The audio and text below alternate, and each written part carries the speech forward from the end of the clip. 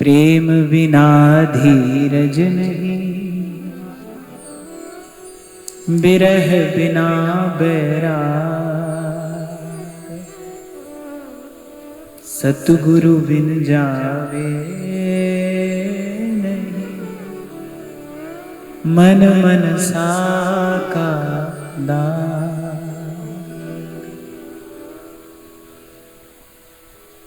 तो सतगुरु बिन जावे नहीं, मन मन सा का दाग। सतगुरु पूरा से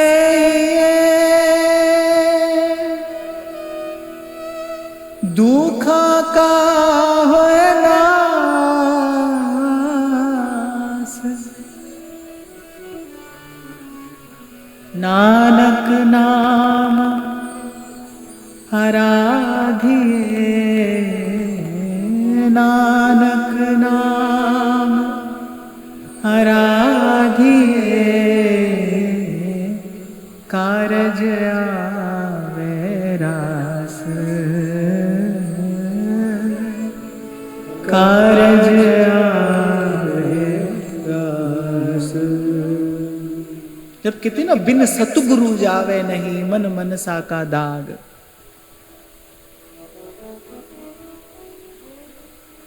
पूर्व में भी आपसे निवेदन किया गया, बहुत बार हम केवल शब्दों का अपने जीवन में प्रयोग करते रहते हैं बिना उनका अर्थ विचारे। इसीलिए इस चर्चा के प्रथम ही दिन मैंने आपसे कहा था, जब प्रेम कहा जाए तो जा मार्ग साहिब मिले, प्रेम कहावे सोए। ऐसे जब गुरु कहा जाए, जिसके जीवन में आते ही संशय का, भ्रम का अंधकार छट जाए। महामोह तम पुंज। कौन है गुरु? क्या लक्षण बता रहे हैं गुरु का? गुरु जीवन में आया है, इसका क्या लक्षण है? अरे महामोह तम पुंज। ये जितने भी विकार हैं उसमें कह रहे हैं मोह सकल व्याधिन कर मूला। मोह है वो सब व्याधियों का मूल है। जितने भी कष्ट व्याधियां हैं वो इसी मोह रूपी मूल से ही पनपते हैं। इसलिए श्री महाप्रभु जी भी जब श्री यमुना जी की स्तुति करते हैं तो क्या कहते हैं? दुरंत मोह भंजिनी। मोह दुरंत है। मोह सकल व्याधिन कर मूला। और गुरु कौन है? जिसके जीवन में आते ही मोह का अंधेरा छट जाए। महामोह तम पुंज जासु वचन रवि करही निकरी। गुरु का लक्षण भी बताया है। वंदो गुरु पद कंज कृपा सिंधु नर रूप हरि। इसीलिए 2 दिन पहले मैंने आपको निवेदन किया कि भगवत कृपा से संत मिले, सत्संग मिला, लेकिन जिस दिन से श्री महाप्रभु जी मिले, जिस दिन से ये चरण मिले, जिस दिन से इन चरणों की शरण मिली, उसके बाद जीवन में कोई प्रश्न नहीं था, किसी से कुछ पूछना बाकी नहीं रहा। भानु उदय जो तम रहे तो वह भानु ही नाई। आप कहते हो जीवन में गुरु भी है और प्रश्न भी है, फिर 2 बातें संभव ही नहीं है। भानु उदय जो तम रहे, गुरु के जीवन में आने के बाद क्यों क्या कैसे भी रह जाए, ये तो फिर कुछ ना कुछ कमी है भाई, कहीं ना कहीं कुछ कमी है। क्योंकि वो कह रहे भानु उदय जो तम रहे तो वह भानु ही नाई। अगर अंधेरा है तो अर्थात सूर्य उदय अभी नहीं हुआ है। ये दोनों बातें कहने की आवश्यकता नहीं है। अंधेरा है अर्थात सूर्य उदय नहीं हुआ है, और सूर्य उदय हो गया है तो फिर कहने की आवश्यकता नहीं कि अब अंधेरा रह नहीं सकता। इसलिए कह रहे सतगुरु पूरा से ये दुखा का हुए नास। नानक नाम आराधिए, नानक नाम आराधिए, कारज आवे रास। रास माने राशि। व्यक्ति धन राशि एकत्रित करके रखता है ना, समय पड़ेगा तो काम आएगी। संत कह रहे वो राशि नहीं, ये राशि एकत्रित कर। नाम जप ले निमाणिए जिंदे, औखे वेले कम आवेगा, कारज आवे रास। तो कह रहे नानक नाम आराधिए, नाम आराधिए। जैसे कल हम विराम के क्षण में चर्चा कर रहे थे ना, वो कह रहे हैं बलिहारी गुरु आपने जिन गोविंद दियो मिलाए, दिखाए नहीं बताए नहीं, गोविंद दियो मिलाए। इसने केवल बताया नहीं, दिखाया नहीं, मिला दिया। बलिहारी गुरु आपने, उस गुरु की बलिहारी है जिसने गोविंद से मिला दिया, एक कर दिया है, जिसने बीच की दूरी समाप्त कर दी है, जिसने माया का व्यवधान हटा दिया है, जिसने आवरण भंग किया है। देखो जीवात्मा कौन है, तो संत कह रहे हैं राम की बहुरिया, और राम बड़े में छुटक लहुरिया, राम की बहुरिया। और उधर कबीर ही कहते हैं घूंघट के पट खोल रे तो है पिया मिलेंगे।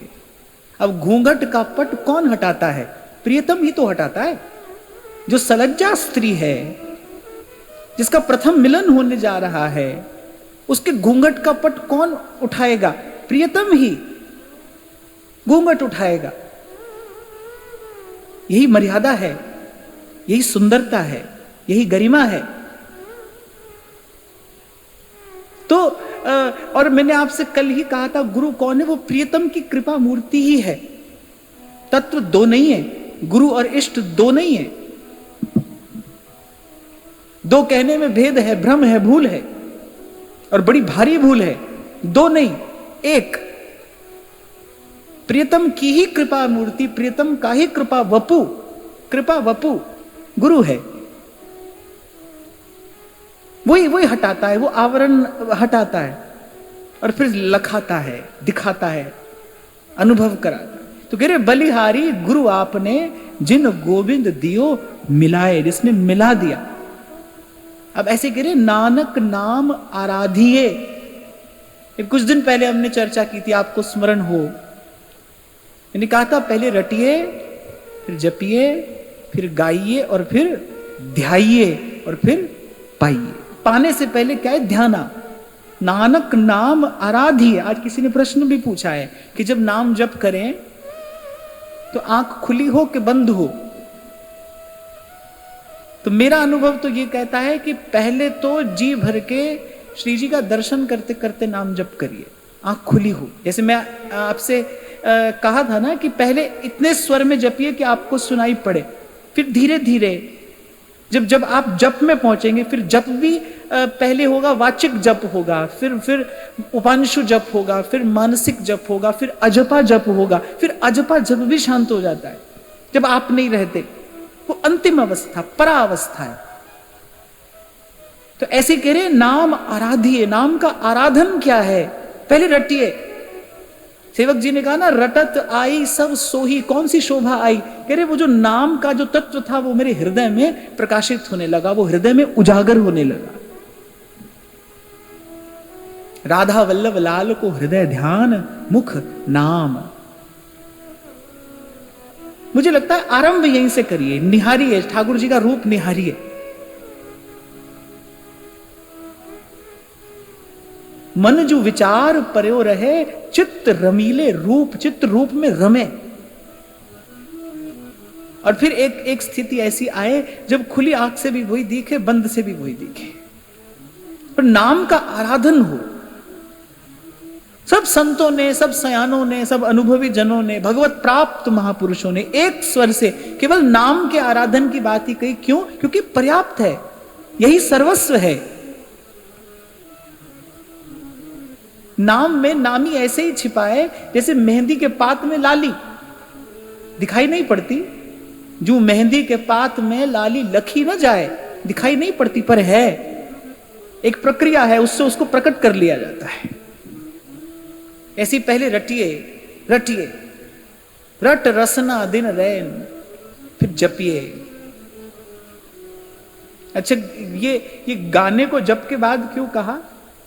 क्योंकि कंठ से नहीं गाया जाता है भाई, कंठ से नहीं गाया जाता है। कंठ से गाना कुछ और है। कंठ से तो किसी का मनोरंजन करने के लिए गाया जाता है। जब हो जाता है ना मन तदाकार, जब मन प्रियतम का हो जाता है, तब प्रियतम को रिझाने के लिए गाया जाता है। ऐसे ही एक बार तानसेन श्रीनाथ जी के दरबार में आए, तो श्री गोसाई जी ने तानसेन का गाना सुन के एक कानी कौड़ी, एक बड़े अमूल्य वस्त्र में लपेट कर तानसेन को दी। वस्त्र अमूल्य था, शुद्ध स्वर्ण के तारों से और मणिमाणिक से जटा वो वस्त्र, और उस मणि जटित अमूल्य वस्त्र में लपेट कर क्या देते हैं? कानी कौड़ी। तानसेन को समझ नहीं आया, पर गोसाई जी ने दिया है, कोई ना कोई कारण तो होगा। तो गोसाई जी ने कहा कि ये अमूल्य वस्त्र तो इसलिए क्योंकि तुम राजगायक हो, तुम बादशाह के दरबार के गवैये हो, तो यथोचित सम्मान करना चाहिए तुम्हारा। और एक कानी कौड़ी इसलिए क्योंकि श्रीनाथ जी के दरबार के जो गवैये हैं उनके सामने तुम्हारा गाना ही कानी कौड़ी जितना ही है, इससे अधिक नहीं।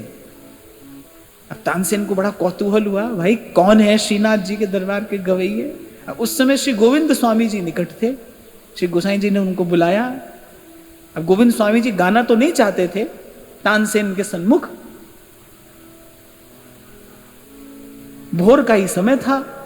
श्री गोसाई जी ने बुलाया, अब आज्ञा दे दी तो उनको गाना पड़ा।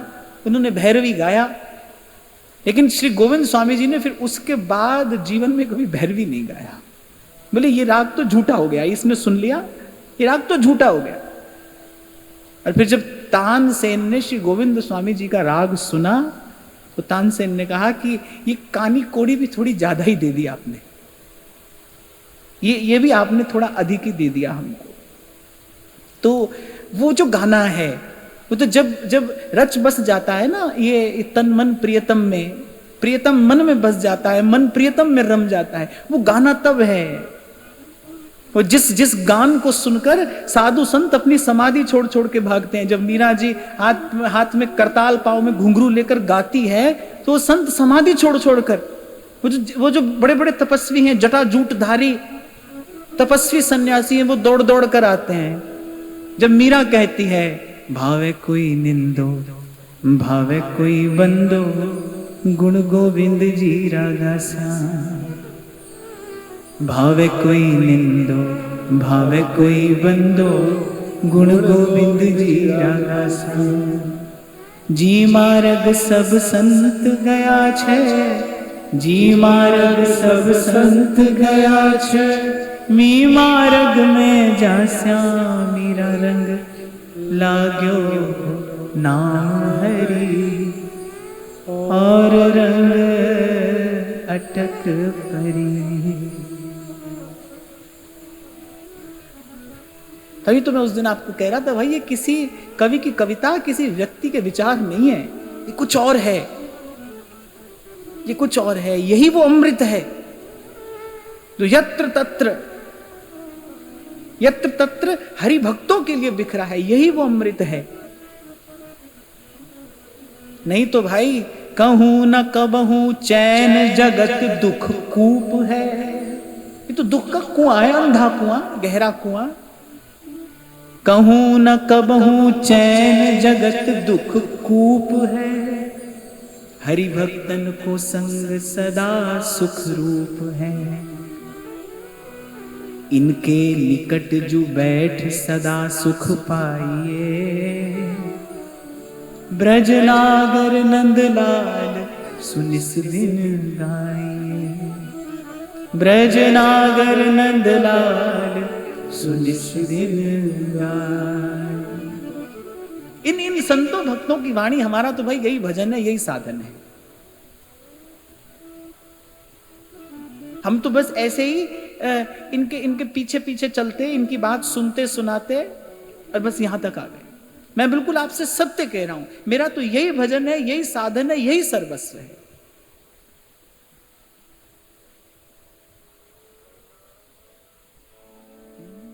गिरधर धनी धनी मेरे गिरधर, मात पिता सुत भाई, गिरधर पिता सुख भाई। गिरधर धनी धनी मेरे गिरधर, मात पिता सुख भाई। गिरधर धनी धनी मेरे गिरधर, मात पिता सुख भाई। देखो भाई, हम तो साधारण मनुष्य हैं, भूल होती ही रहती है, होती ही रहती है। फिर कभी कभी मन जब बड़ा निराश सा होने लगता है, फिर ऐसे किसी संत की आवाज कान में पड़ जाती है, सुनेरी मैंने निर्बल के बल राम, फिर मन भजन करने लगता है।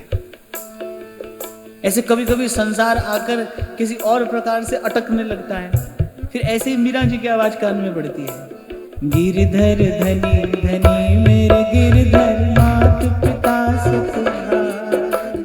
गिरधर धनी धनी मेरे गिरधर, मात पिता सुख भाई। है था के मैं माँ का हरण जी, बैठा के मैं माँ के हरण जी, है था के मैं माँ का हरण जी, बैठा के मैं माँ के हरण जी। यूं कह मीरा बाई, मीरा रंग लाग्यो नाम हरी, और रंग अटक पई।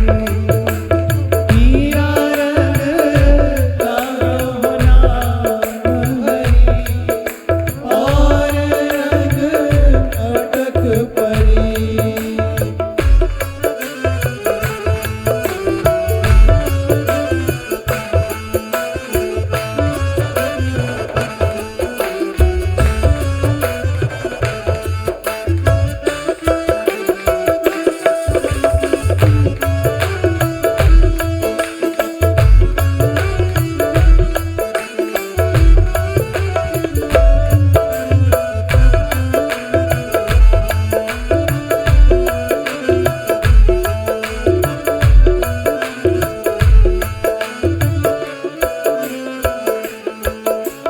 चूड़ो तिलक दोवड़ो माला, तीन भरत श्रृंगार।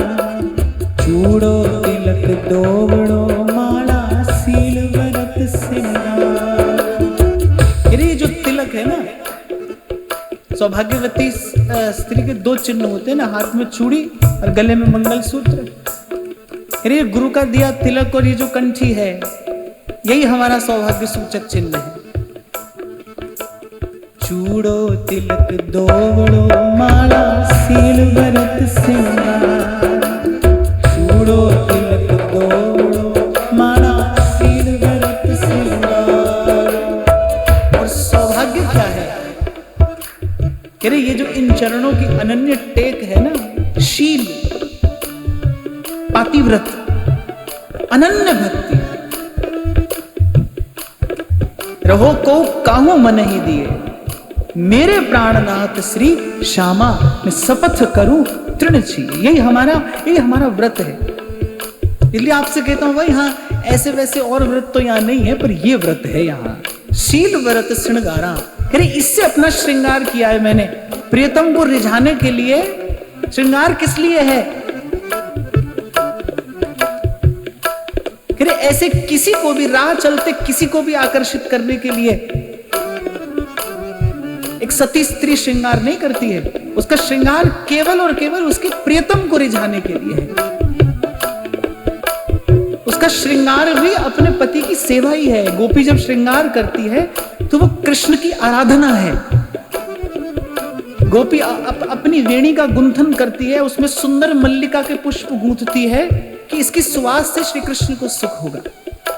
उसका श्रृंगार वस्तुतः सेवा है, आराधना है। फिर अपना श्रृंगार किससे किया है? चूड़ो तिलक दोवड़ो माला, सील भरत श्रृंगार। दोवड़ो माला, सील भरत श्रृंगार। और भरत रत मोह नहीं भावे, और भरत रत मोह नहीं भावे। अच्छा, कभी कभी शास्त्र पुराण भी द्वंद्व उत्पन्न कर देते हैं ना। अब उनमें कुछ लिखा है, फिर संत ही कहता है नहीं भाई ये रास्ता ठीक है। जब मीरा कहती है और भरत रत मोह नहीं भावे, और भरत रत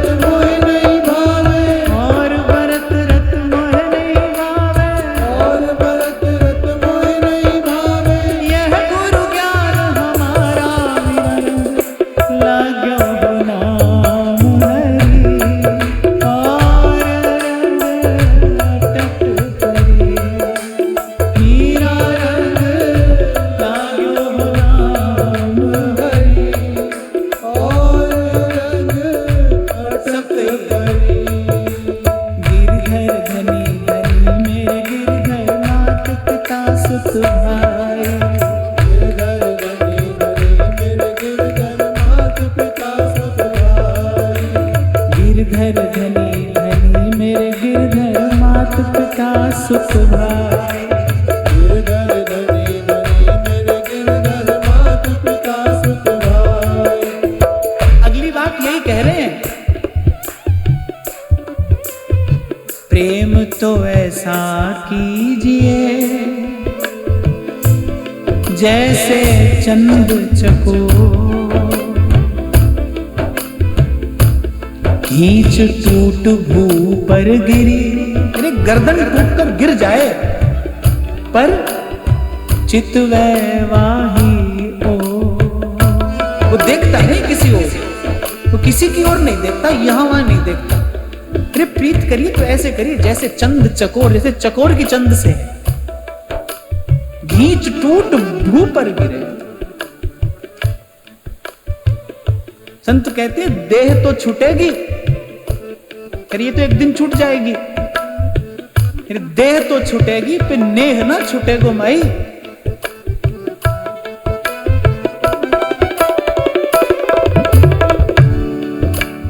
ये देह तो छूटेगी फिर नेह ना छूटेगो माई। गिरधर धनी धनी मेरे गिरधर मात पिता सुख भाई। गिरधर धनी धनी मेरे गिरधर मात पिता सुख भाई।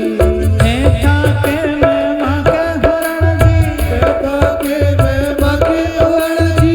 ऐठा के मैं माँ के हरण जी, ऐठा के मैं माँ के हरण जी। यूं कह मीरा बाई मीरा रंग लाग्यो नाम हरि।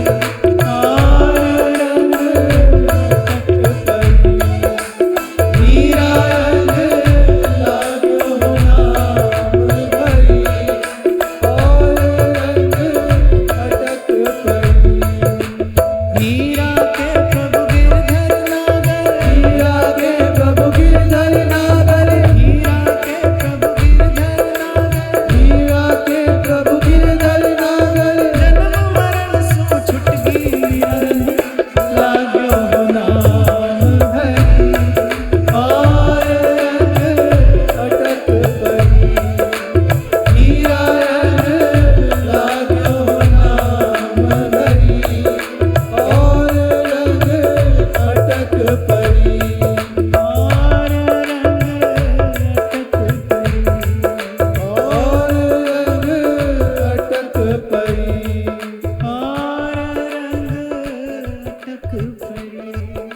और रंग अटक पड़ी। अब मेरे ठाकुर स्यो मन माना। श्री गुरु अर्जुन देव जी महाराज कहते हैं अब मोरे ठाकुर स्यो मन माना। तुम ही सुंदर तुम ही सयाने तुम ही सुघर सुजाना, अब मोरे ठाकुर स्यो मन माना।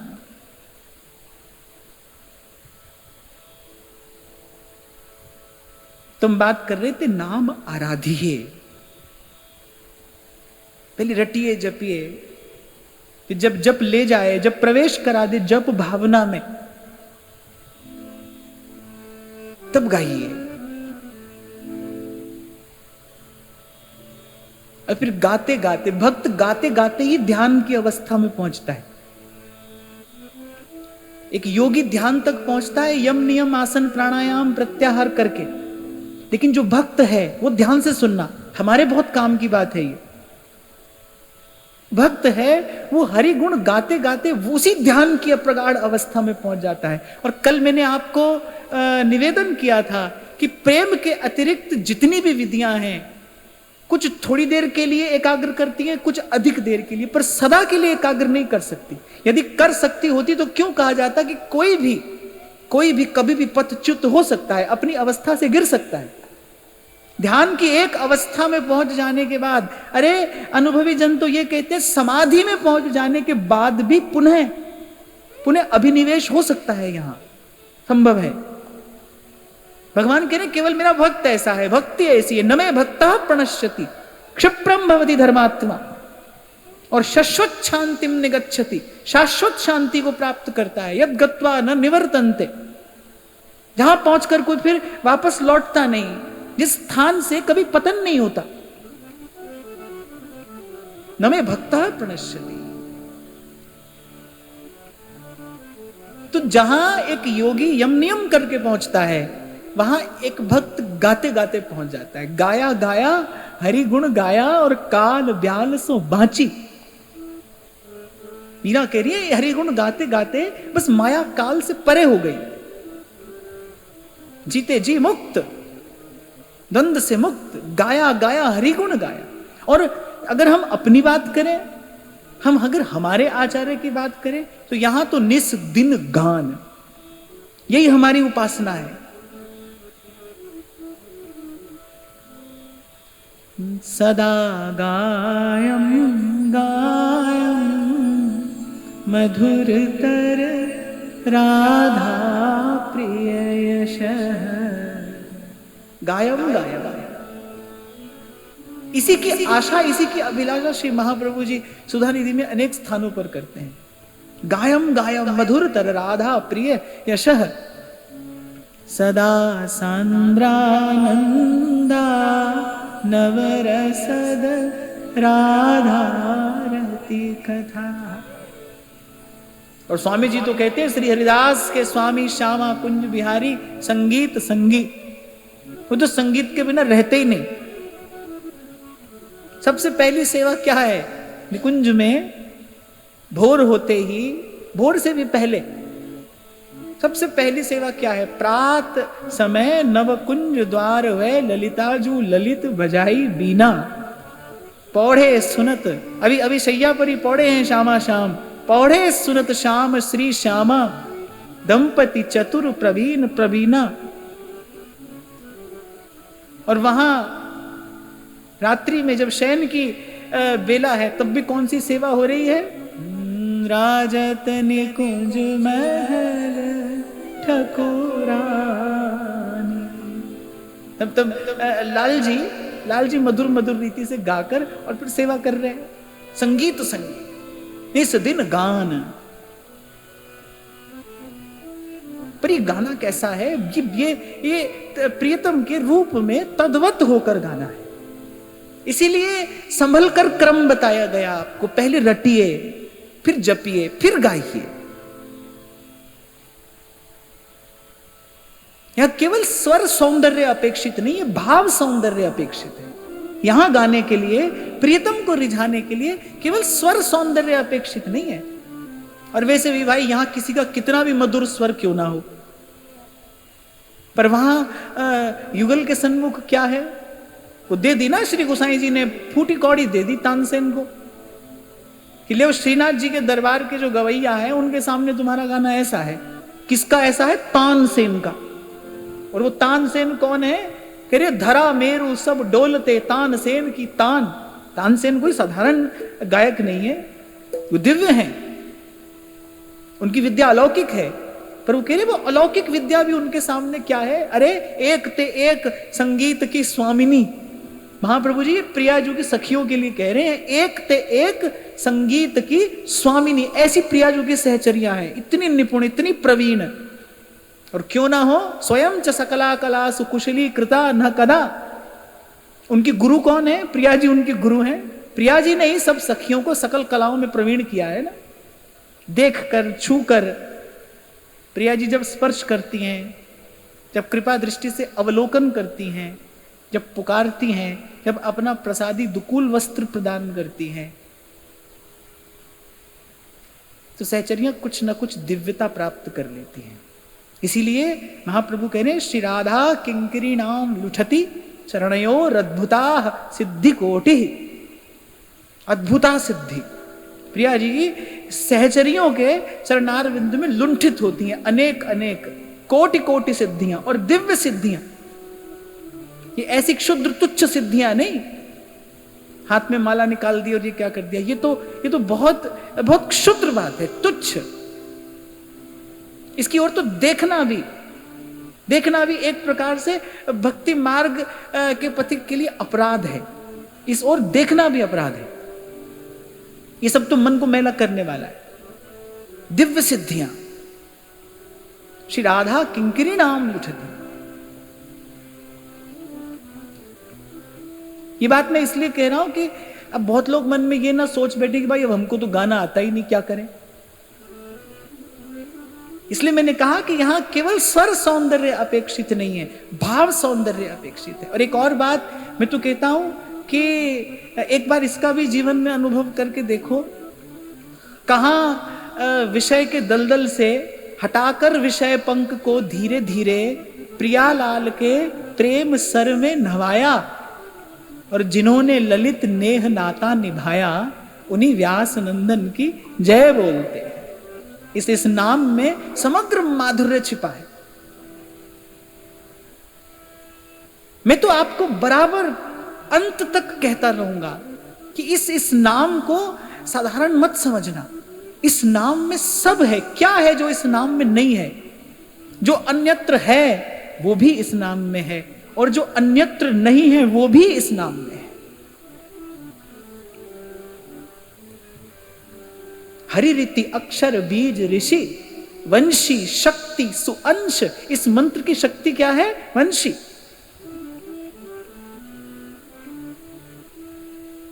ऋषि भी वंशी है, शक्ति भी वंशी है।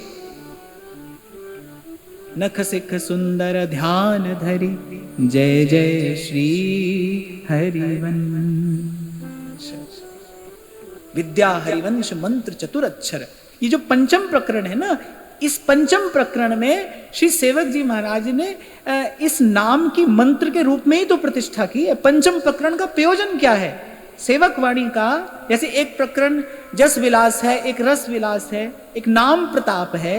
ये जो पंचम प्रकरण है, इस पंचम प्रकरण की रचना का प्रयोजन क्या है? हरिवंश नाम की मंत्र के रूप में प्रतिष्ठा ही तो करता है पंचम प्रकरण। मंत्र का ऋषि होता है, देवता होता है, शक्ति होती है।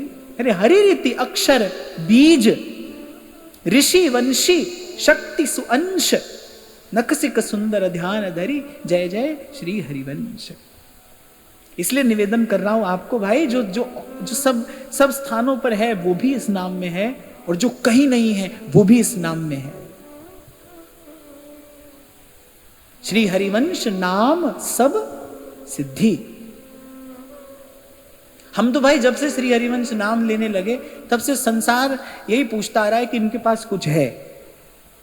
तब से जब से हम ये नाम रटने लगे, थोड़ा थोड़ा जपने लगे और कभी कभी गाने लगे, ऐसे रटते जपते गाते, तब से संसार पूछता है इनके पास में कुछ है, कुछ तो है, कुछ तो है भाई, अवश्य है। श्री हरिवंश नाम सब सिद्धि सवै रसिक बिलसें नव निधि भुगतें देहि न जाचहि। तो आप ये ना सोचना कि गाना आता है कि नहीं आता, क्योंकि इनको रिझाने के लिए उस भाव सौंदर्य की अपेक्षा है। आपको और कुछ नहीं आता, फिर आरंभ करिए कहां से? नित श्री हरिवंश सुनाम कहें, नित राधिका श्याम प्रसन्न रहें। एक एक भाव को धारण करके, भाव का आधार लेकर रट से जप में प्रवेश करिए, भाव का आधार लेकर। और वो भाव क्या है कि जो नाम हम जपते हैं, कि नाम जब कोई साधन नहीं है, नाम जब सेवा है। किसकी सेवा? प्रियालाल की सेवा है। इस नाम की रटन से, इस नाम के जप से हृदय में विहार करने वाले, हृदय निकुंज में विहार करने वाले जो हृदय बिहारी बिहारिणी हैं, वो प्रसन्न होते हैं। नित्य श्री हरिवंश सुनाम कहें, नित्य राधिका श्याम प्रसन्न रहे। प्रियालाल की प्रसन्नता के लिए ये नाम रटना है। और प्रेम के मार्ग पर साधन तो वैसे कोई है भी नहीं भाई। कल हमने इसी बात पर चर्चा की, प्रतीक्षा ही साधन है, जो है बस प्रतीक्षा है। तो अपने हृदय निकुंज में बैठे प्रिया प्रीतम को इस नाम से दुलराते रहिए, रिझाते रहिए। और फिर देखो, हो सकता है कि ये नाम रटते रटते इस नाम का जो अमित अतुल प्रभाव है, क्या कहा है सेवक जी ने? गाऊं हरिवंश नाम जस निर्मल, श्री हरिवंश रमित प्राणम। गाऊं हरिवंश नाम जस निर्मल, नाम और जस। रट हरिवंश जप हरिवंश श्री हरिवंश सुनाम रे। रट हरिवंश जप हरिवंश श्री हरिवंश सुनाम रे। रट हरिवंश जप हरिवंश श्री हरिवंश सुनाम रे।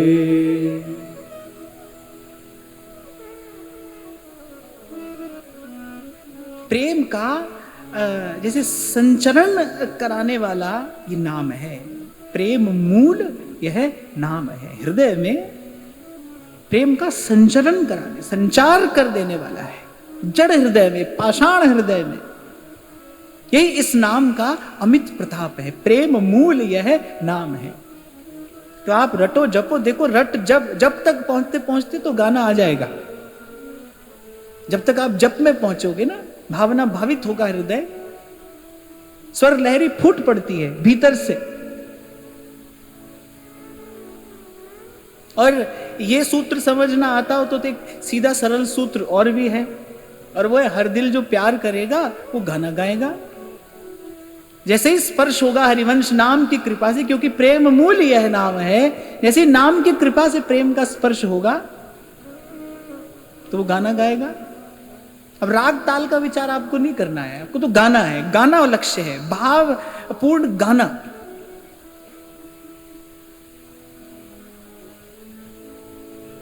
आपको शायद मैंने सुनाया था ना, इसी स्थान की बात है। समाज हो रहा था,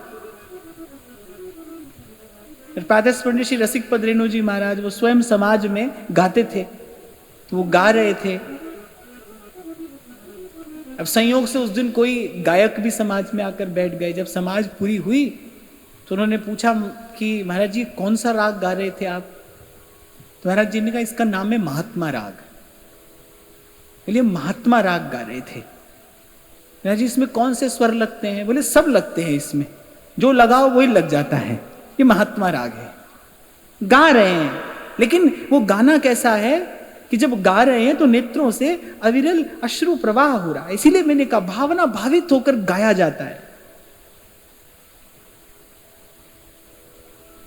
और फिर ध्यान से सुनना कि गाते गाते एक भक्त ध्यानावस्थित हो जाता है, जहां कोई कठिन कठिन नियम साधन करके भी नहीं पहुंच पाता।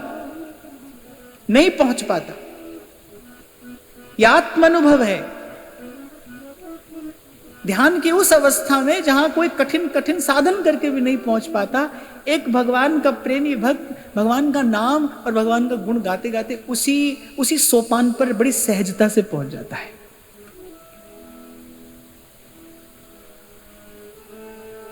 अगर आपको ध्यान का विज्ञान कुछ अनुभव हो, आप जानते हो, तो क्या होता है कि जो हमारी जीवनी शक्ति है अभी क्या है, अभी ये अधोगामिनी है। इसका मुख जो है वो नीचे की ओर है, अधोगामिनी है। अधोगामिनी है अर्थात कि हम इससे केवल स्वार्थ का ही विचार कर पाते हैं, स्वार्थ का ही चिंतन कर पाते हैं। स्वार्थ के सुख का विचार जब तक आप कर रहे हैं तब तक जीवनी शक्ति अधोगामिनी है। और जब यही शक्ति ऊर्ध्वगामिनी होती है, अब ध्यान करने वाले योगी लोग इसको कुंडलिनी जागरण कहते हैं कि कुंडलिनी का जागरण हो गया, माने वो जो ऊर्जा है अब वो ऊर्ध्वगामी हो गई।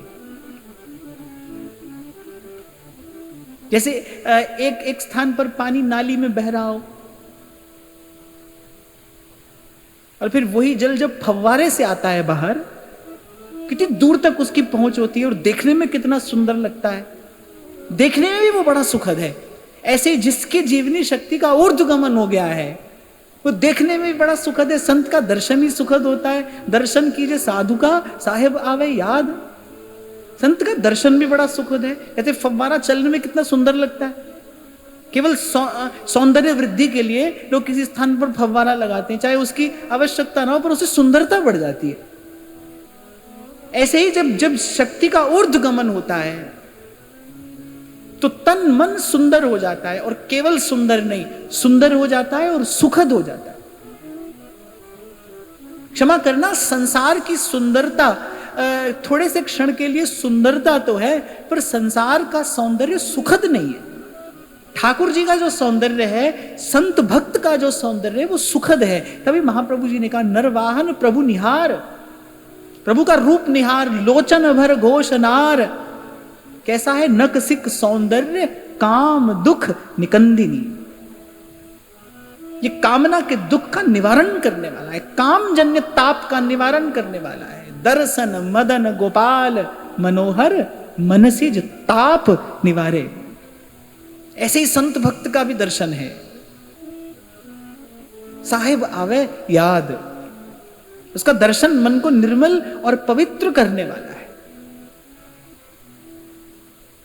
तो ये सीधा सा विज्ञान है। आपको स्मरण हो, कभी आपसे मैंने कहा था कि केवल देखिए मत, केवल वस्तु को देखकर ही गुणा भाग में मत लग जाइए।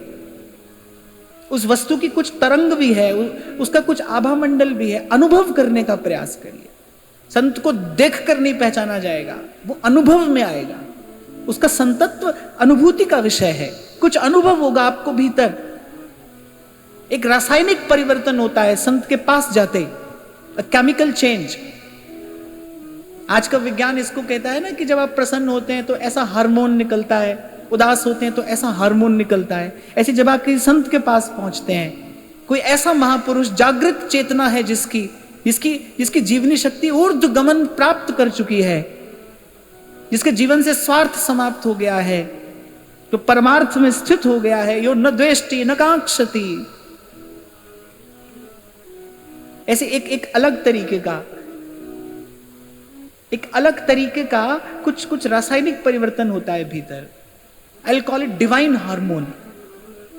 कुछ दैवी घटना घटती है उसके पास में। ये बताता है कि इसकी जो शक्ति है वो हट गई है, स्वार्थ से हट गई है, स्वसुख की कामना नहीं है, लेश नहीं है अब उसका, अब केवल परमार्थ है इसके जीवन में। और ऐसा व्यक्ति लाखों में एक पहचाना जाता है, वो दिखाई पड़ता है, खिंची चली जाती है आत्मा उसकी ओर, खिंची चली जाती है। क्यों? क्योंकि उसके हृदय में कौन है? तीन लोक के नाथ, जिनके हिय में बसत हैं तीन लोक के नाथ। सोचो, जिसके हृदय में कृष्ण होंगे उसमें आकर्षण नहीं होगा। जिसके हृदय में कृष्ण विराजमान होंगे, कृष्ण कौन है? वो सारे अस्तित्व का आकर्षण करने वाले हैं। ये सारा अस्तित्व जो है ना, इसका केंद्र बिंदु श्री कृष्ण है। श्री कृष्ण केंद्र बिंदु है। घूम फिर के सब उन्हीं की ओर जा रहा है, उन्हीं से प्रकट हो रहा है, उन्हीं में विलीन हो रहा है। आदि भी वही है, मध्य भी वही है, अवसान भी वही है। ये नेदम य इदम स्वयं यस्मिन्निदम यतश्चेदम ये नेदम य इदम स्वयं। ये केंद्र में है। अब जिसके हृदय में त्रिभुवन को आकर्षित करने वाला विराजमान होगा, इसीलिए व्यास जी कह रहे हैं, व्यास बड़े हरि के जना, हरि ही नवावत माथ, जिनके हिय में बसत है तीन लोक के नाथ, बड़े हरि के जना, बड़े हरि के जना।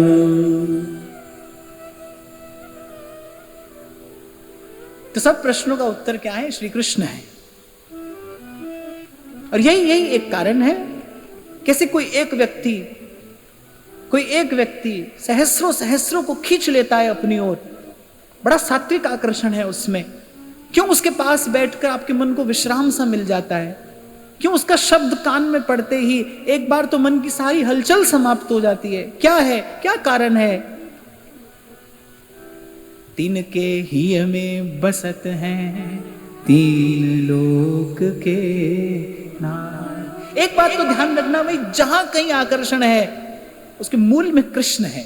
कृष्ण, ये जितना भी रूप गुण जो भी कुछ है, भगवान शंकराचार्य अपनी वाणी में कहते हैं, इस सब का मूल श्री कृष्ण है।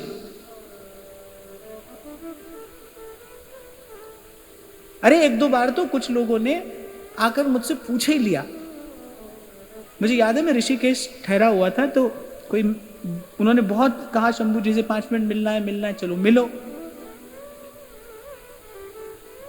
अब महात्मा का सा उनका वेश था। अब मिलो, क्या मिलना है। तो यहाँ वहाँ की थोड़ी सी बात करने के बाद तो महाराज जी क्या साधना की है आपने।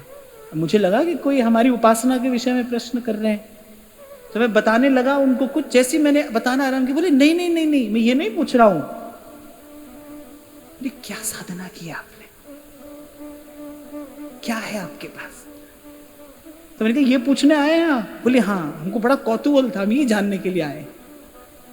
बेचारे कहां से चल के पहुंचे केवल ये जानने के लिए। तब तो भाई कोई पूछता है कुछ है तो हम कहते हैं हाँ है। क्या है? कृष्ण है, कृष्ण है, कृष्ण है। कृष्ण कृष्ण कृष्ण है, कृष्ण है, कृष्ण है, कृष्ण है, कृष्ण है। पर ये तो बड़ा सीधा सा विज्ञान है ना भाई। जहां कृष्ण होंगे वहां पर आकर्षण होगा। यदि है तो होगा, अवश्य होगा। सृष्टि का एक एक कण कृष्ण की ओर आकर्षित है। कृष्ण अर्थात सत्य, शिव, सुंदर। महादेव रखते हैं ना अपने हाथ में त्रिशूल। वो कोई शस्त्र नहीं है। महादेव का त्रिशूल क्या है? वो तो भक्ति का ध्वज है। ध्वजा कैसी है? वो तीन जो नोक है ना, वो सत्य, शिव, सुंदर। सत्यम, शिवम, सुंदरम, वो महादेव का ध्वज है। जहां श्री कृष्ण होंगे वहां सत्य भी होगा, वहां महामंगल और कल्याण भी होगा, वहां सौंदर्य भी होगा। सत्य, शिव, सुंदर। और गुरु की कृपा से कभी कभी उस दिव्य दृश्य की एक झलक देखकर मैं आपको निवेदन कर रहा हूं, सृष्टि का एक एक कण कृष्ण की ओर ही आकर्षित है। आप बताओ, प्रत्येक व्यक्ति सुंदर होना चाहता है कि नहीं होना चाहता? प्रत्येक व्यक्ति सुख चाहता है कि नहीं चाहता? प्रत्येक व्यक्ति आनंद चाहता है कि नहीं चाहता? प्रत्येक व्यक्ति शांति चाहता है कि नहीं चाहता? द्वंद्व में पड़ा हुआ द्वंद्व से मुक्त तो होना चाहता है ना, भले उसको मार्ग पता हो कि नहीं पता हो, उसको ज्ञान हो कि नहीं हो। पर आप देखो, मूल में जीव की वासना है क्या? सत्य, शिव, सुंदर हो जाने की ही है। और ये क्या है? ये प्रमाण है, कृष्ण की ओर आकर्षण का प्रमाण है। कल यहीं से हमने चर्चा का आरंभ किया था। जीव जहां से आया है वहीं पहुंचेगा तो चैन पाएगा।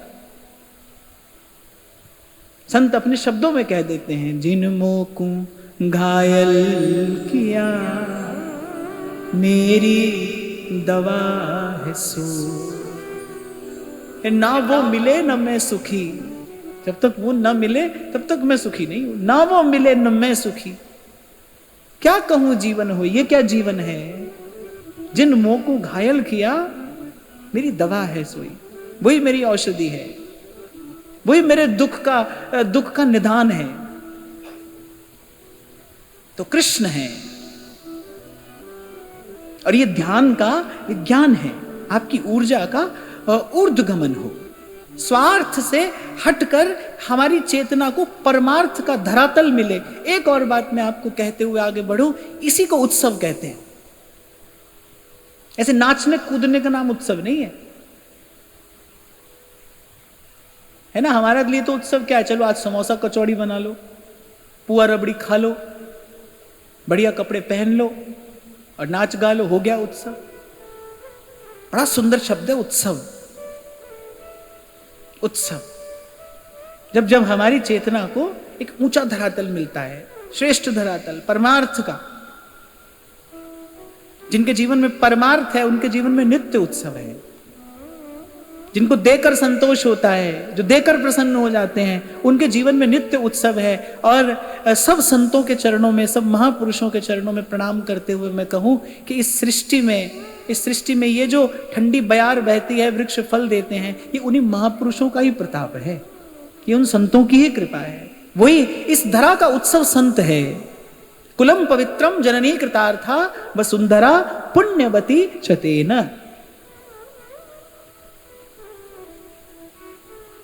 इस धरती का जो उत्सव है वो संत हैं। संतों से यहां उत्सव है, संत ही उत्सव है। मैं उस दिन आपको कह रहा था ना, कभी कभी किसी का होना ही उत्सव है। महाप्रभु इस धराधाम पर आकर चले गए। आकर चले गए। भक्तों को आचार्यों को ऐसे ही भेजते हैं, ठाकुर जी जाओ एक चक्कर लगाओ, ये देखो ये हमारा संसार है, जाओ एक बार यहां भी घुमाओ। तो ऐसे ही महापुरुष आते हैं और यहां बस एक बार होकर चले जाते हैं। उनके होकर चले जाने मात्र से देखो यहां काल क्रम में अनंत काल तक उत्सव चलते रहते हैं।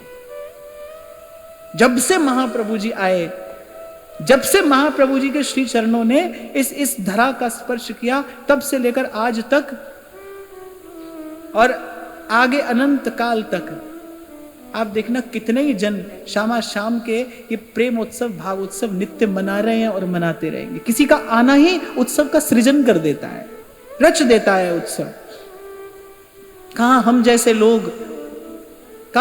लोग जो क्षुद्र क्षुद्र मनोरथों में, मन की कामनाओं में उलझे और नित्य प्रति मंदिर में जाकर भगवान से व्यापार करते थे। हमारे आचार्य ने हमें इतना तो सिखा दिया कि श्री जी के सन्मुख जाकर क्या कहना है।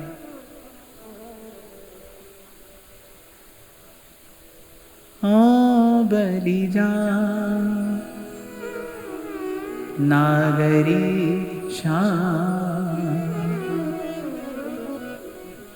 ऐसे ही रंग करो निसिवास, ऐसे ही रंग करो निसिवास, वृंदावे कुटी अभिराम, हो बलिया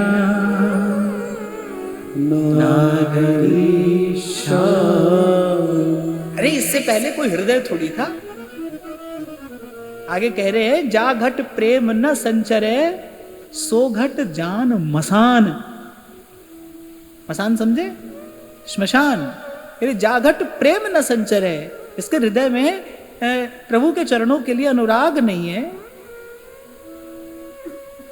सो घट जान मसान, वो तो श्मशान है। जैसे खाल लुहार की ले सांस बिन प्राण, लुहार की सुनार की धौकनी भी सांस लेती है ना, वो सांस लेने जैसी आवाज आती है उसमें से।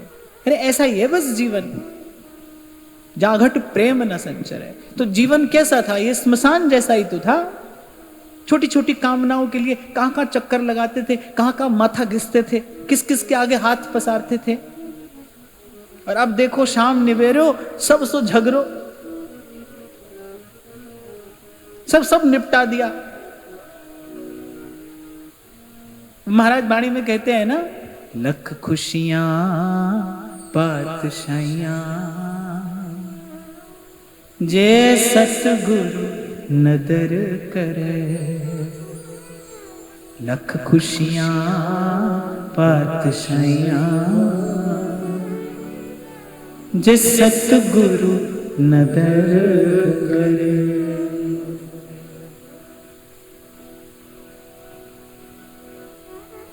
और फिर यहां से एक और बात भी सीखते हुए आगे बढ़ना चाहिए। कह रहे जा घट प्रेम न संचरे, सो घट जान मसान। मैंने देखा बहुत बहुत कुछ होता है लोगों के पास में, धन संपत्ति को तो खैर मैं कुछ नहीं गिनता, उसको तो मैं कोई उपलब्धि मानता ही नहीं, वो तो पापी के भी हुए। धन दारा सुत लक्ष्मी, तो पापी के भी हुए, उसको तो कुछ गिनना ही नहीं। किसी के पास बहुत प्रतिभा होती है, विशिष्ट प्रतिभा, अलौकिक प्रतिभा, पर पास जाओ तो लगता है कि भाई है कागज का ही फूल, देखने में तो बड़ा सुंदर है पर है कागज का ही फूल, जीवन में खुशबू नहीं है, सुवास नहीं है। ध्रुवदास जी एक बात कहते हैं, शायद प्रीति चौबनी में कहते हैं कि मोयो ना सुन राग धुन और बिंध्यो ना उर छवि बान, ताको ऐसे जानिए पाहन चित्र समान।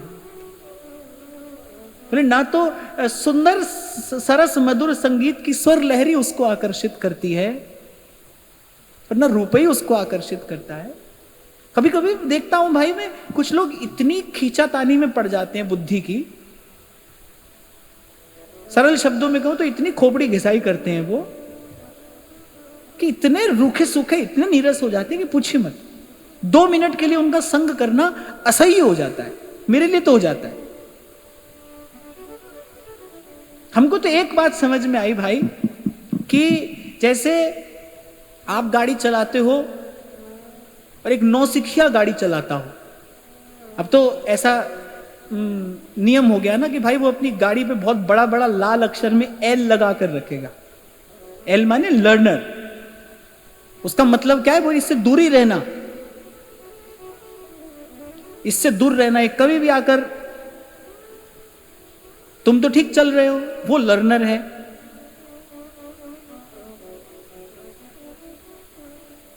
तो ऐसे ही हमको एक बात समझ में आई भाई, तुमको ठीक भी चलना है और स्वस्थ भी रहना है, तो लाल निशान वालों से दूरम उपाय, बस दूर रहिए। आप कुछ कर नहीं सकते भाई। मैं फिर कहूंगा, किसी को बदलने की तो सोचना भी नहीं। आपने किसी को बदलने का सोचा और आप बिगड़ना शुरू हुए। ऐसा संकल्प ही आपके मन की शांति भंग कर देगा, ऐसा संकल्प भी। ठाकुर जी हंसते हैं, बोले अरे भाई इसको हम नहीं बदल सके, तुम क्या बदलोगे?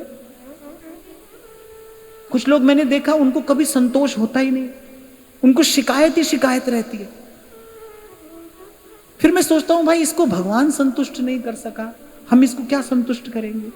छोड़ दीजिए, छोड़ दीजिए, अपनी राह पकड़िए। ध्रुवदास जी सिद्धांत में ये बात कहते हैं, तोय बिगानी का परी अपनी निबेड़। अब कोई कहेगा तो ये तो बड़ी स्वार्थी बात है, अपनी निबेड़। हाँ भाई, अपनी निबेड़ लेने के बाद ही किसी के काम आने लायक बनता है आदमी। पहले अपनी निबेड़, तभी किसी के काम आने लायक बनते हैं आप। पहला काम तो यही करिए।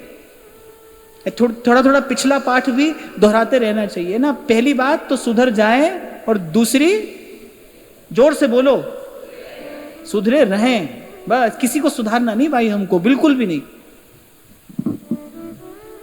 हम सुधरे रहें, ये बड़ी कृपा है। ये तो भाई क्या करें, सड़क पर चलते हैं नौसिखिए बहुत, उनसे बच के रहना है। दूरम उपाय, यही एक उपाय है। भागवत जी कह रही है, एक ही उपाय है भाई।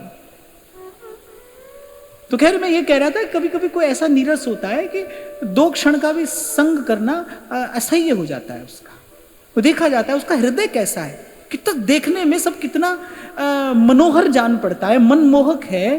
पर निकट जाकर देखो, जैसे होता है ना कागज का फूल, देखने में बहुत सुंदर है। आजकल तो क्या है, वो पानी की बूंद भी बना देते हैं उस पर। वो पूरा प्रयास करते हैं कि बिल्कुल ये ओरिजिनल लगे, असली लगे। देखने में वो लगते भी हैं, देखने में लगते हैं। कभी कभी तो वो जो असली फूल होता है पीछे छोड़ देते हैं उसको सुंदरता में। आजकल लेबोरेटरी में डायमंड ग्रो होने लगा है, आप उसकी चमक देखो, वो असली हीरे की चमक को पीछे छोड़ देता है। पर प्रकृति जैसी श्वास नहीं दे सकती कोई भी युक्ति। वो जो कोमलता है फूल की पंखुड़ी में, वो जो कोमलता है, वो जो श्वास है, एक पवित्रता है। पुष्प में एक पवित्रता होती है। इसीलिए देवता का अर्चन पुष्प से किया जाता है, क्योंकि पुष्प में पवित्रता है। एक और बहुत अच्छी बात, पुष्प में पवित्रता क्यों है? अभी 2 दिन से हम इस बात पर चर्चा कर रहे थे। आप में से कोई बताओ तो मुझे बहुत अच्छा लगेगा। पुष्प में पवित्रता क्यों है?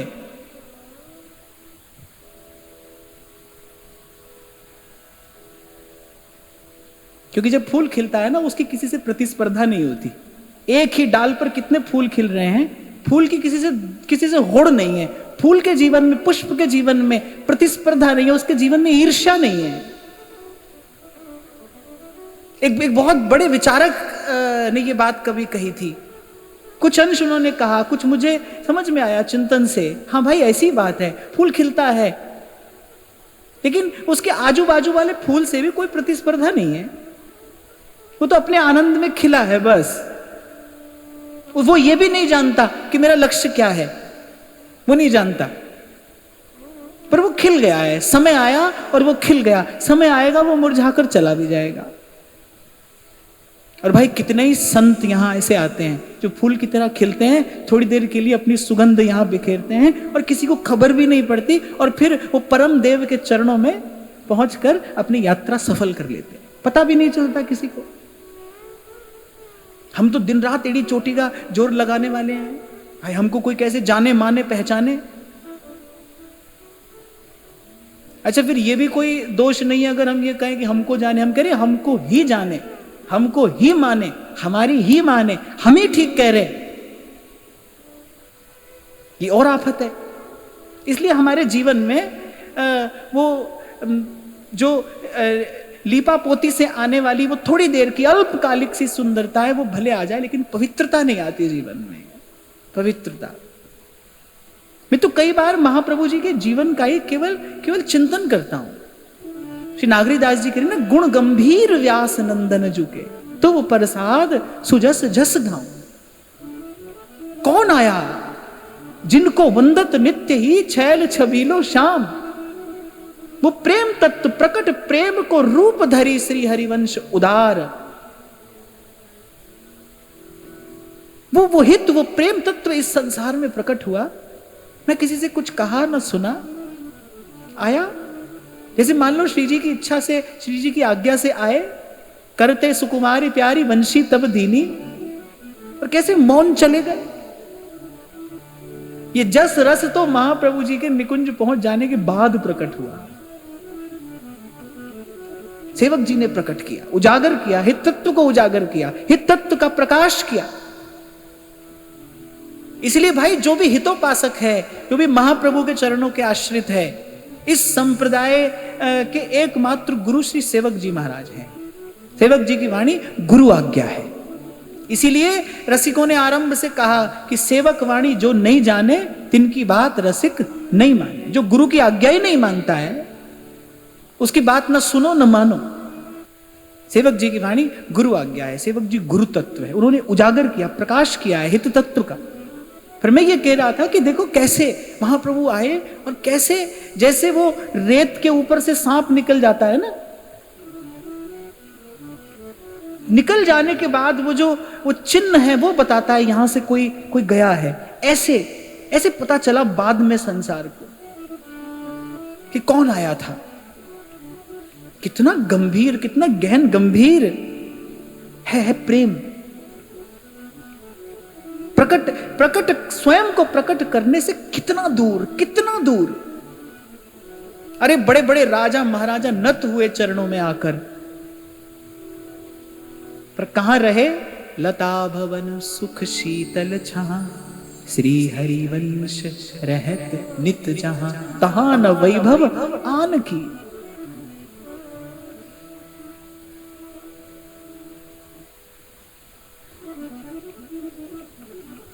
इसीलिए पुष्प प्रिय है देवता को, क्योंकि पवित्र है। पूजा का आरंभ, आवाहन और विसर्जन पुष्प से ही संपन्न कराया जाता है। पुष्प पवित्र है, क्यों? उसके जीवन में प्रतिस्पर्धा नहीं है।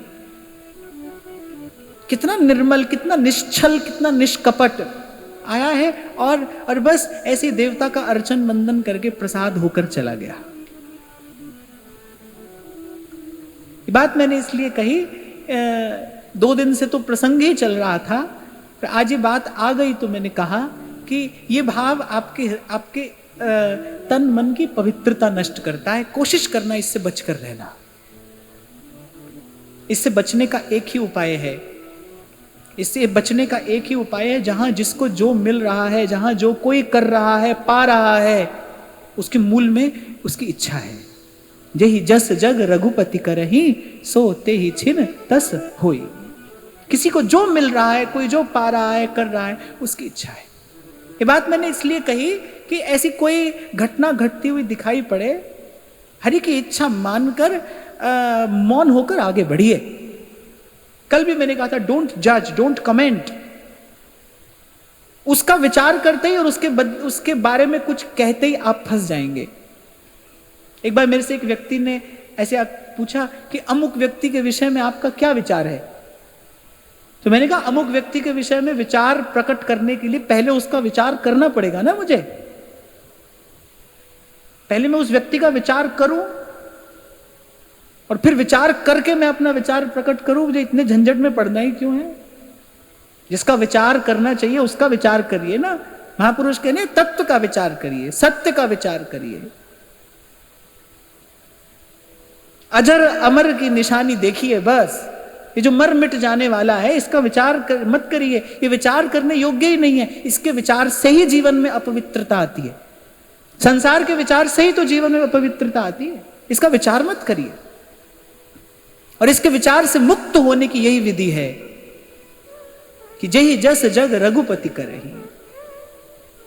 कितने सुंदर शब्दों में समझाते हैं मेरे कबीर जी। राम झरोखे बैठ के, झरोखा भी किसका है? राम झरोखे बैठ के, माने हरि की ओट में देखना ये सब। राम झरोखे बैठ के सबका मुजरा दे, जैसी जाकी भावना वैसा ही फल दे।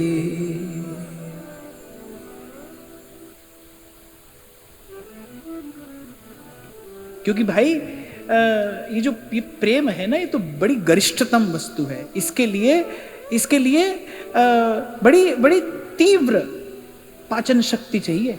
जठराग्नि प्रबल हो तब पचाया जा सकता है प्रेम को। और तेज भूख कब लगती है? जब आप परिश्रम करते हैं। ये जितनी भी बातें यहां से कही जा रही हैं ये परिश्रम करने जैसा है। ये सरल नहीं है, इसके लिए परिश्रम करना पड़ता है। परिश्रम माने अभ्यास करना पड़ेगा, थकना पड़ता है। करते करते थक जाओगे, हार जाओगे, फिर लगना पड़ेगा। देखो 20-25 साल, एक बहुत सरल सा उदाहरण आपको मैं दे रहा हूं। 20-25 साल किसी ने ऐसे बिना विचार किए खाया हो, खूब खाया हो, तो ऐसे बेडोल हो जाता है ना शरीर।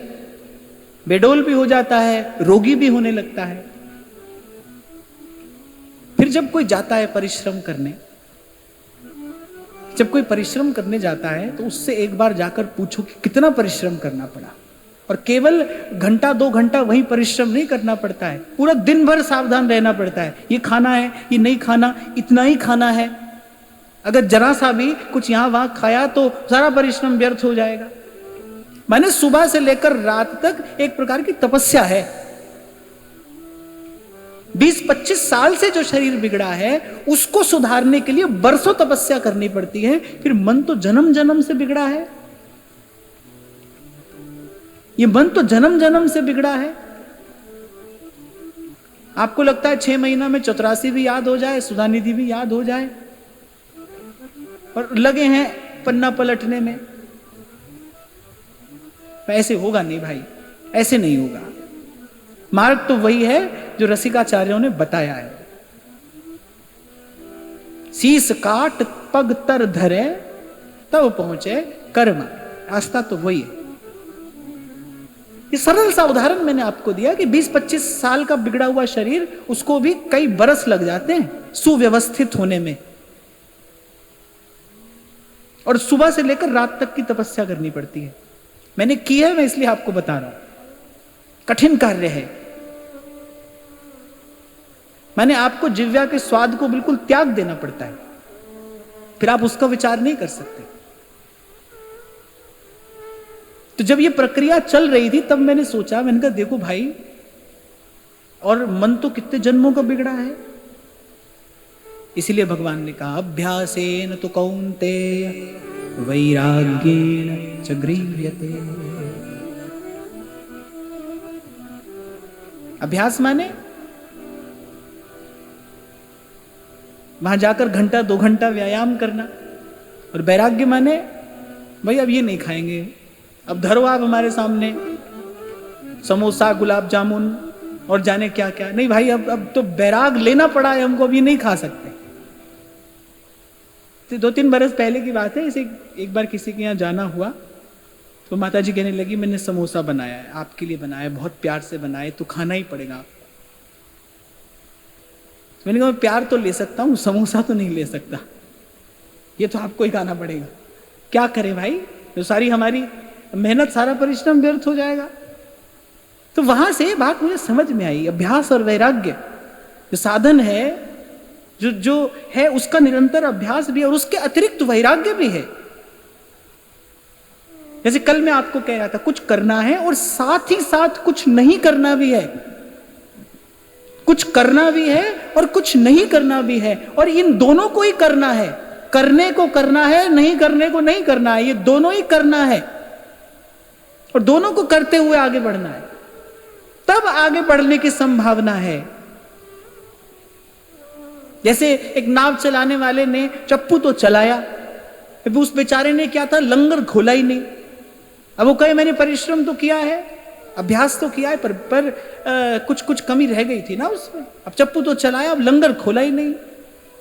इसलिए मैंने कहा कुछ करना है और कुछ नहीं करना है। नहीं करना भी करना है, वो जो नहीं करना है उसको भी करना है। जैसे जप करना है और झूठ नहीं बोलना है। अब जप तो कर रहे हैं लेकिन झूठ भी बोल रहे हैं। वो जो नहीं करना है वो भी कर रहे हैं। समझ आ रही है बात? घूम रही है थोड़ी, है समझ आ रही है? नहीं समझ आ रही है। विधि का विधि निषेध होता है, निषेध का निषेध विधि होता है। तो जो करना है और जो नहीं करना है दोनों को ही करना है, दोनों को ही साधते हुए आगे बढ़ना है, तब आगे बढ़ पाएंगे, तब उन्नति होगी।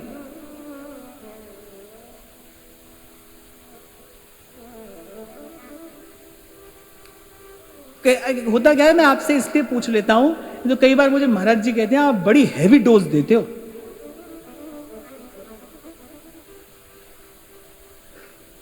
पर फिर भी महाराज जी ये भी साथ में कहते हैं भाई ये तो मानना पड़ेगा कि आपके श्रोता बड़े शूरवीर हैं, एक पग भी हिलते नहीं, टस से मस नहीं होते।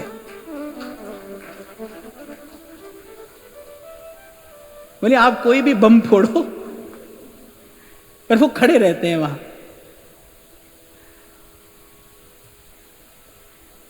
तो कह रहे हैं कि जा घट प्रेम न संचरे सो घट जान मसान। उसके बिना जीवन में खुशबू नहीं है, पवित्रता नहीं है।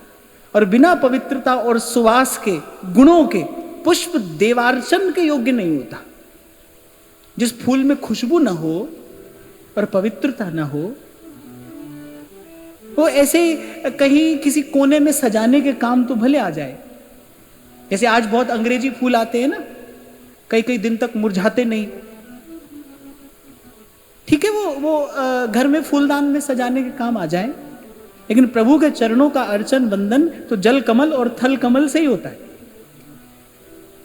थल कमल समझते हैं? गुलाब को स्थल कमल कहते हैं। जो अंबुज है वो जल कमल है, गुलाब जो है वो स्थल कमल है। प्रभु के चरणों का अर्चन वंदन तो जल कमल थल कमल से ही होता है। अब ये ऋतु आई है, अब देखो पूरा वृंदावन महक जाएगा मोगरा से। क्यों वो पुष्प लाया गया है सेवा में? सुवास है उसमें, वो उसका गुण है। ऐसे ही हमारे व्यक्तित्व से कुछ सुवास प्रकट होनी चाहिए, दूर तक जाए। और वो सुवास बिना प्रेम के नहीं आती, बुद्धि की खींचातानी से नहीं आती, बहुत सारी पोथी पढ़ लेने से नहीं आती। ढाई आखर प्रेम के पढ़े सो पंडित हो। वो खुशबू प्रेम से आती है, वो जिसके नेत्र सजल हो जाएं प्रियतम का स्मरण करते ही, जिसकी वाणी गदगद हो जाए, वाग गदगदा। कैसा भक्त प्रिय लगा भगवान को? जो सबसे प्रिय होता है उसी का उदाहरण दिया जाता है ना। कैसा भक्त प्रिय लगा भगवान को? वाग गदगदा द्रवते यस्य चित्तम रुदत्य भीक्ष्णम हसति क्वचित् विलज्ज उद्गायति नृत्यति च मद्भक्ति युक्तो भुवनम पुनः। यानी ऐसे भक्त को देखकर भगवान को आनंद आ जाता है। वाग गदगदा, इसकी वाणी गदगद हो रही है, गदगद वाणी। और द्रवते यस्य चित्तम, चित्त द्रवीभूत हो रहा है। और जब चित्त द्रवीभूत होता है जब चित्त द्रवीभूत होता है ना, तो रोम रोम से रस प्रवाहित होता है, रोम रोम से। बिन करताल पखावज बाजे, रोम रोम रणकार रे, फागुन के दिन चार, रोम रोम रणकार रे। ये द्रवीभूत चित्त की अवस्था है, मीरा जी संकेत करिए कि बिन करताल पखावज बाजे, पर रोम रोम से वो संगीत प्रकट हो रहा है, रोम रोम रणकार रे। द्रवते यस्य चित्तम हसत्य भीक्षणम रुदती को चित्त, कभी हंसता है कभी रोता है, और ये कभी हंसना कभी रोना सेवक जी ने भी कहा, यह जो कृपा हरिवंश की, छिन गावत आनंद भर, छिन छिन रुदत करंत, छिन छिन हहर हसंत, यह जो कृपा हरिवंश की। ये दशा कब होती है? माने जब किसी से लेना देना रहा ही नहीं, कभी हंसता है कभी रोता है। बुद्धिमान व्यक्ति तो बड़ा विचार करके हंसता है रोता है, किसके सामने हंसना है किसके सामने रोना है, कब हंसना है कब रोना है, वो तो सब यहां से विचार करता है। फिर कभी रोता है कभी हंसता है, खबर नहीं कब रोता है कब हंसता है। मीरा जी के पति की मृतदेह सामने पड़ी है, वो 16 श्रृंगार किए बैठी है, और जब पति आंख के सामने है तब कसूबी साड़ी पहनकर और चूड़ो तिलक दोवड़ो माला सील भरत श्रृंगारा, ऐसा श्रृंगार है। कभी हंसती हैं कभी रोती हैं। रुदत्य भीक्षणम हसति क्वचिच्च, और फिर विलज्ज उद्गायति नृत्यति च। आप एक बार इस श्लोक का विचार करो, भगवान को कैसा भक्त प्रिय लग रहा है।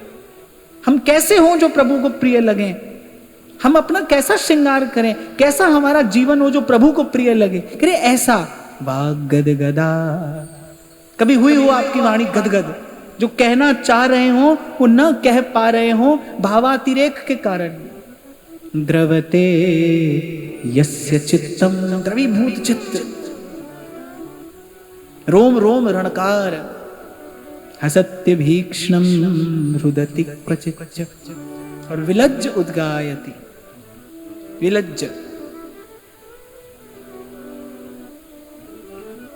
भावे कोई निंदो भावे कोई बंदो, गुण गोविंद जी रागा सा, यह विलज्ज उद्गायति नृत्यति च। और मुझे तो लगता है कि भक्त को गाना और नाचना सीखना नहीं पड़ता, भक्ति की बोलन ही गीत है, भक्ति की चलन ही नृत्य है, भक्त की चाल में ही नृत्य होता है, उसकी बोलन में ही संगीत है। गुण गोविंद जी रागा श्याम। और ऐसी भक्ति से युक्त हो तो श्री ठाकुर जी कह रहे हैं मत भक्ति युक्तो, ऐसी भक्ति से युक्त, ऐसी मेरी भक्ति से युक्त भुवनम पुनाति, केवल संसार को नहीं बल्कि अखिल भुवन को पवित्र करता है एक भक्त, एक भक्त। ऐसा भक्त प्रभु का सुख है, ऐसा भक्त आनंद कंद का आनंद है, ऐसे भक्त का सुख भगवान लेते हैं, देखकर आनंद आ जाता है प्रभु को।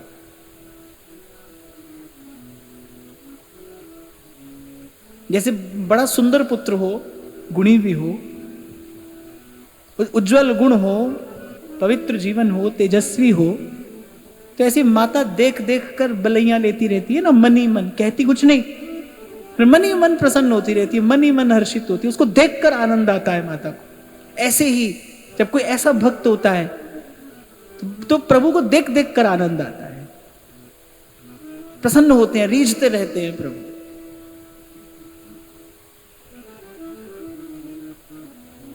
तो इन सद्गुणों से युक्त हो जीवन, तो प्रियतम के काम आए, प्रियतम के सुख का कारण बने।